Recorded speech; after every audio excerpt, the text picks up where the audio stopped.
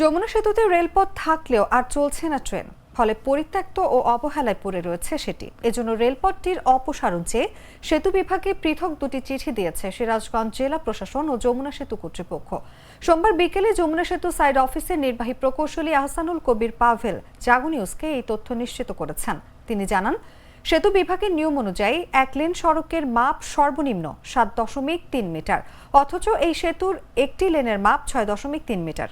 এ কারণেই গাড়ির চাপ বাড়লে সেতুর উপর দীর্ঘ যানজটের সৃষ্টি হয়, ফলে ভোগান্তিতে পড়েন যাত্রী ও চালকেরা।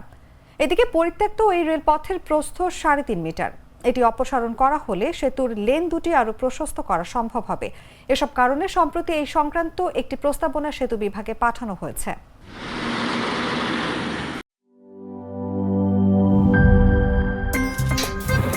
আমার একটা স্মার্ট সিদ্ধান্তে 25% গ্যাসের খরচ কমেছে। ভাবছেন কিভাবে?